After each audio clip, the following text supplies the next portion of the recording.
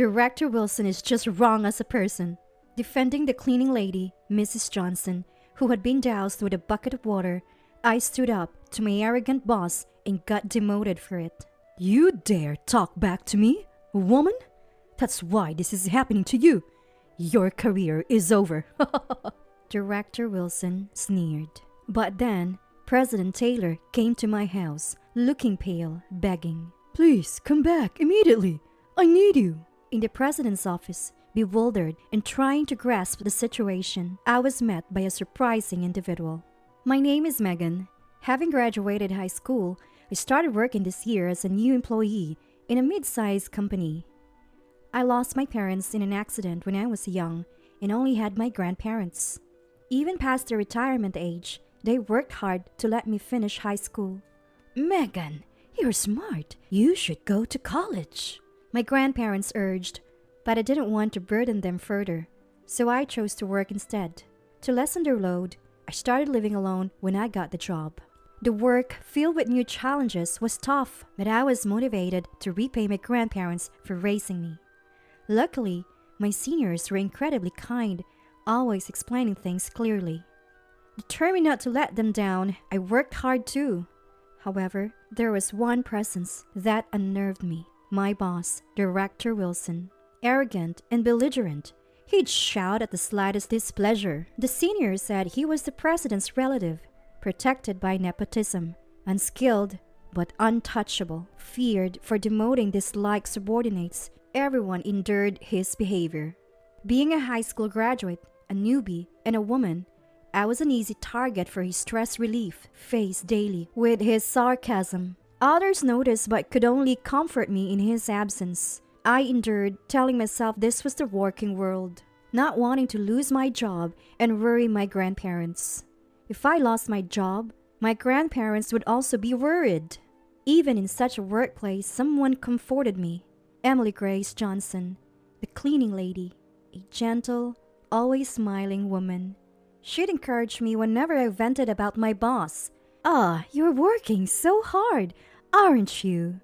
I always felt inspired to work hard when I thought of Emily, the cleaning lady beloved by everyone, and how she reminded me of my grandmother in the countryside. Emily, though in a different role, was striving just as hard in the same company. I couldn't let a mean boss like Wilson defeat us. I loved Emily for always instilling that fighting spirit in me, but the spiteful Wilson was, of course, harsh on Emily too. One day, while walking inside the office, I came across Emily doing her cleaning. She was mopping the hallway, stepping aside for passing employees. As I was about to greet her, I saw Wilson coming from the opposite direction, instinctively hid. Wilson was looking at his mobile phone while walking, and the other employees were walking around to avoid him. I had a bad feeling. Then it happened. Wilson, engrossed in his phone, kicked a bucket, spilling water from it. Some of the water splashed onto the hem of Wilson's pants and his shoes. Damn, that's cold! Emily rushed over to him, worried. Oh no, are you all right? For a moment, I thought, serves you right.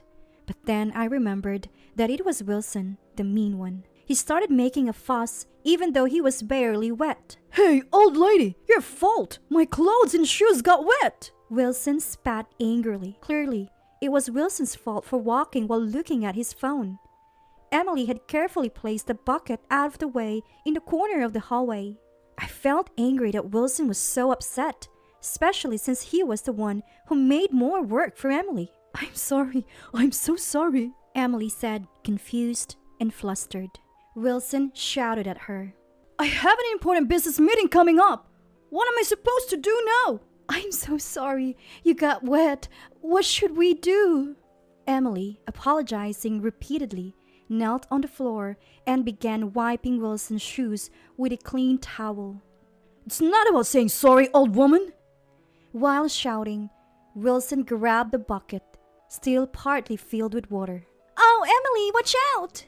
My voice failed to come out as a warning, and Wilson, unbelievably, turned the bucket upside down over Emily's head, who was still kneeling. A considerable amount of water must have been inside. Water dripped from Emily's hair and she looked stunned, not understanding what had happened. "Now you know how it feels to be drenched like me," Wilson said with a vile smile to Emily. Seeing Emily soaked through, resembling my grandmother, I couldn't hold back any longer. If staying silent meant witnessing this, I'd rather quit. That's how I felt. "How can you do such a thing? This is too much!" I stepped forward in front of Wilson and Emily and protested as if letting out all the frustration I had been holding back. "Emily is not at fault. It was wrong for you, Director Wilson, to walk while looking at your mobile phone." I pointed out Wilson's obvious mistake. "I got splashed with water, so I'm the victim here," Wilson yelled back, but anyone could see who the real victim was in the situation. The commotion drew many employees around. "Even so, throwing a bucket of water on someone is unreasonable. That's downright violence." "What? Do you realize who you're talking to?" Wilson retorted. "Of course, as a person, you're wrong, Director." Though he yelled, Wilson was speechless in the face of my unwavering confrontation, something he wasn't used to.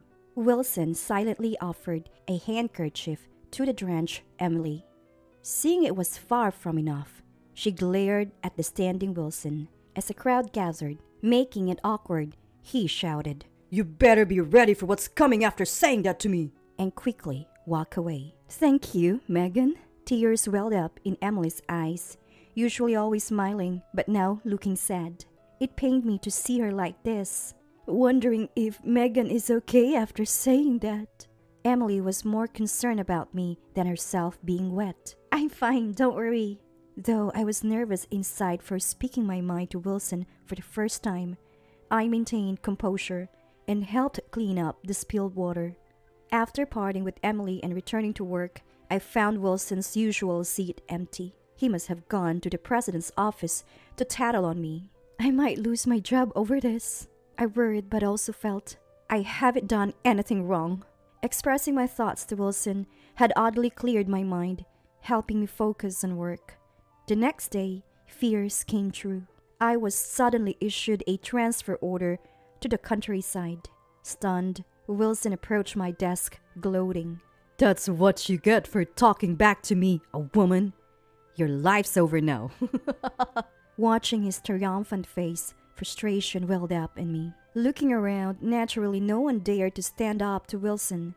Everyone pretended not to see or hear. "So this is how the company is?" I had anticipated this to some extent, but the indifference of my colleagues was equally shocking. Feeling dejected, I walked aimlessly through the office corridors. Emily rushed to me, apologizing frantically. "Megan, I heard what happened. I'm so sorry. I don't know how to make it up to you. I feel terrible." Her distress reminded me of my grandparents in the countryside. Not wanting to worry her, I stood tall and confidently said, "It's okay, Emily. I'm happy to get away from that manager. It's a relief not to be fired. I've always wanted to tell him off." I smiled bravely, but Emily still looked worried. "I wish there was something I could do." Busy days followed. Even with my transfer decided, work continued as usual. Wilson, to harass me, piled on more tasks, slowing down my progress. But being busy kept me from dwelling on my gloom. Emily, since learning about my transfer, lost her usual smile, often lost in thought, visibly downcast. I wanted to see her smile again before I left. How could I bring back her smile? That was my only concern. With just a year at the company, I had a fair amount to hand over. I finished all the transfer procedures the day before my move. As I was packing up, Wilson appeared. "I'm so happy. I won't have to see your face from tomorrow. Poor thing. Spending your youth in some dull countryside. But do your best, though you'll probably just go back home soon." He taunted till the end. His words constricted my heart. I hadn't yet told my grandparents about my transfer. I won't see Grandma and Grandpa for a while, I thought, bowing out and leaving the company. The next morning, ready to depart from my new assignment, I opened my door to find a black luxury car parked outside. Startled by the car, like something out of a drama, a familiar yet unfamiliar man stepped out. Have I seen him before? Then it hit me. Looking closely, it was the company president. Why is the president here? Shocked, I froze in place. The president, with a pale face, seemed frantic. Please come back to the office right away. I beg you. He said this, bowing his head. Seeing the rarely seen company president bowing left me bewildered and unable to grasp the situation. Impatient, the president raised his head, urging, Just come with me. He pushed me into the car. Seated, the car started moving. While I couldn't understand what was happening, I thought, this seat is really comfortable. As I looked out the window, escaping reality, we arrived at the company. Still not understanding the situation, the president led me to his office. Entering the office, I saw a well-dressed man and an elegantly attired older woman sitting on the sofa. As I entered, they stood and approached me. That woman? Emily? To my surprise, the elegantly dressed woman in the president's office was Emily. She looked refined and beautiful, a stark contrast to her usual work clothes. Megan, sorry to startle you, Emily said with her usual smile. Confused by the gathering of these unfamiliar people, I was dumbstruck again.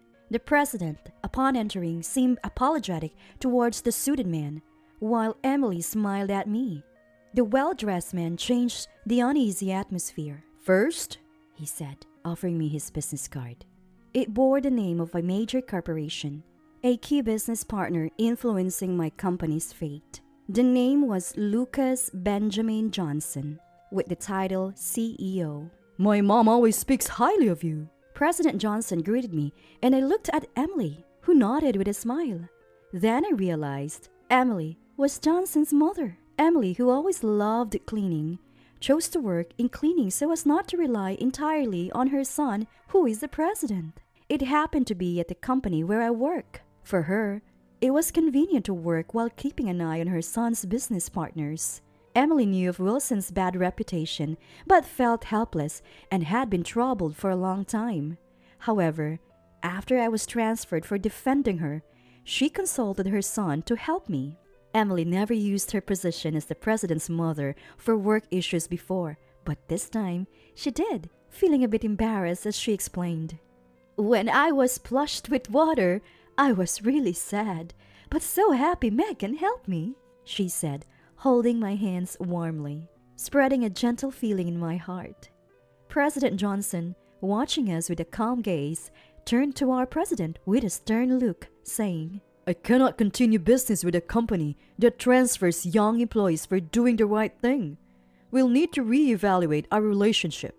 I'm terribly sorry. This will never happen again. I will ensure it. Our president, red-faced, desperately apologized. Hearing myself referred to as a young person who did the right thing made me happy.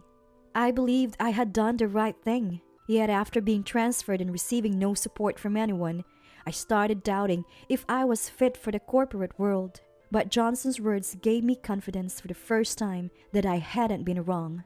Following these events, I was allowed to return to the company. But what made me happier than returning was hearing Wilson had been transferred to the countryside in my instead. A month has passed, and the one shirking Wilson, who had pushed work onto others, is now considered useless in the new location. Rumors are he might soon be fired. The once arrogant Wilson seems to have lost his spirit. As for Emily, she continues to clean with her usual smile. Everyone talks to her as before, but I know her true identity. Emily asked me to keep it a secret, so it remains between just the two of us. Good morning. Oh, good morning, Megan. You're looking cheerful today as well. This daily exchange gives me energy.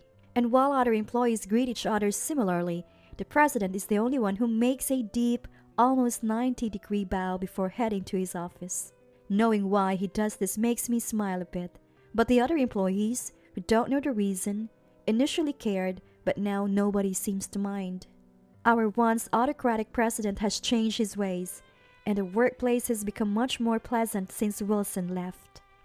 Originally, Wilson was the cause of a negative atmosphere, but all the senior staff were kind and helpful, allowing them to work as they wished. A female department head who transferred from another division has been a positive influence. Unlike Wilson, who used to dump work on others. She willingly takes on unfinished tasks and checks if anyone needs help. It's become a friendly and more female-friendly workplace, making everyone more enthusiastic than ever.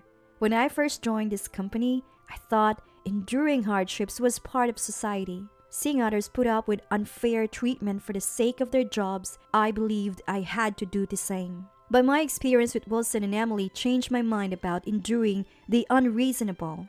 That courage I found then has transformed our circumstances so much.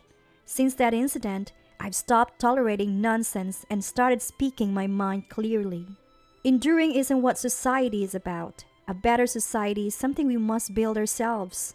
And now, I finally have juniors to mentor.